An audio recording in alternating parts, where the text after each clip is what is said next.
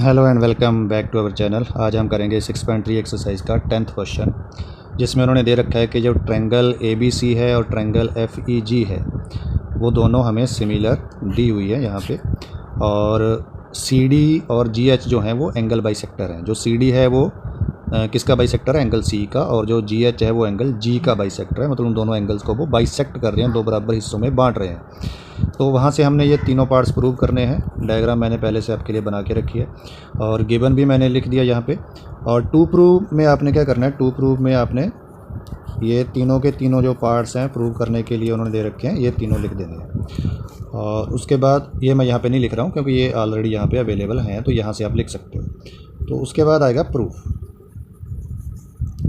Proof में पहले तो क्या है, देखो जो CD है वो बाइसेक्ट कर रहा है किसको? Bisects angle C। तो इट मीन्स क्या हो गया, एंगल 1 और एंगल 2 एक दूसरे के तो इक्वल हो गए और एंगल C का हाफ हो गया। ऐसे ही जो GH है वो बाइसेक्ट कर रहा है किसको? एंगल G को। तो वहाँ से एंगल जो 3 है वो इज इक्वल टू एंगल 4 आ जाएगा और हाफ ऑफ एंगल G आ जाएगा। और यहाँ पे हमारे पास क्या है कि यहाँ पे ना H आएगा, GH है क्योंकि वो गलती से मैंने क्या लिख दिया था, G लिख दिया था। तो अभी जो बड़ी ट्रायंगल्स हैं, बड़े वाली जो ट्रायंगल्स हैं वो हमें सिमिलर दी हुई है। ट्रायंगल ABC जो है वो सिमिलर हमको उन्होंने दे रखी है किसके? FEG के। ये हमें गिवन है।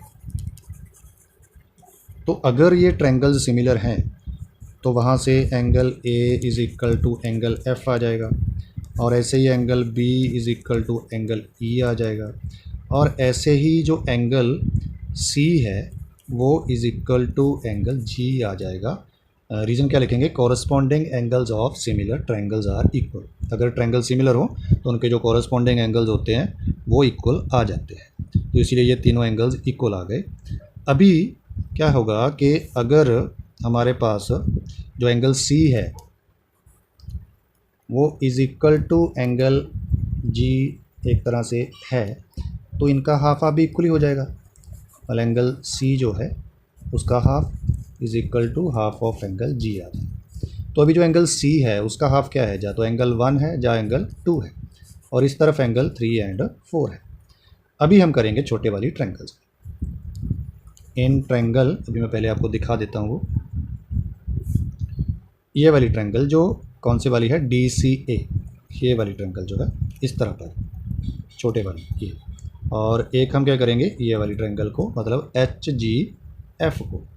तो इन दोनों ट्रायंगल्स को हम करेंगे सिमिलर। तो इन ट्रायंगल DCA,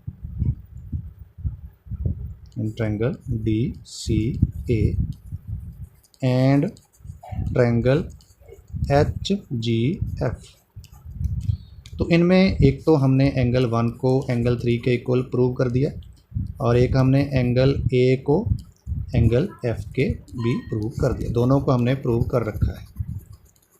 तो अगर ये दो एंगल्स इक्वल हो गए तो इट मीन जो ट्रायंगल DCA है वो सिमिलर हो गई ट्रायंगल HGF के बाय AA रूल। Angle angle similarity rule apply करके ये दोनों ट्रायंगल्स हो गए सिमिलर। तो वहाँ से हमारा CD अपॉन में GH is equal to AC upon में FG आ जाएगा। यहाँ पे आपने रीज़न लिखना है, corresponding sides of similar triangles are proportional. Corresponding sides of similar triangles में जो मैंने शॉर्ट फॉर्म में लिख दिया आर प्रोपोर्शनल। प्रोपोर्शनल मतलब सेम रेशियो में होती है।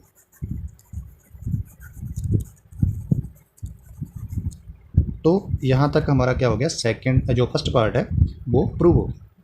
अभी हम करेंगे दूसरे तरफ वाली ट्रायंगल्स में, मतलब ये वाली जो छोटी ट्रायंगल्स हैं इस तरफ वाली और इस तरफ वाली, मतलब DCB और HGE। तो ये दोनों ट्रायंगल्स अभी हम सिमिलर कर रहे हैं। तो इन ट्रायंगल DCB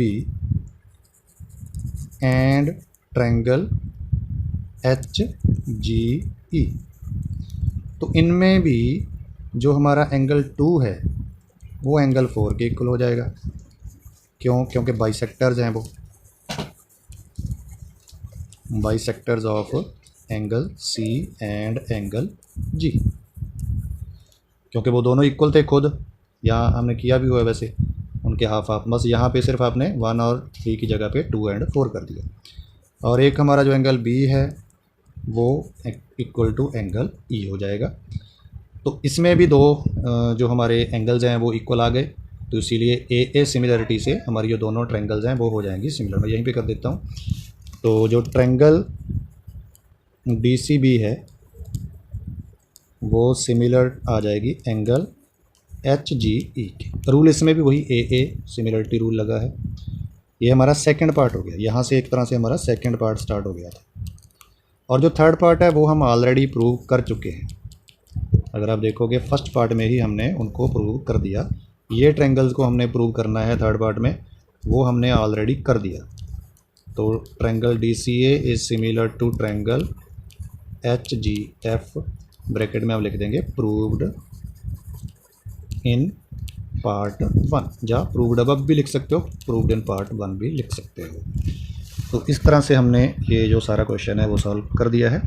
अगर आपको समझ में आया और वीडियो आपको अच्छी लगी हो तो वीडियो को लाइक ज़रूर कर दीजिए और हमारे चैनल को ज़रूर सब्सक्राइब कर दीजिएगा। And thanks for watching the video.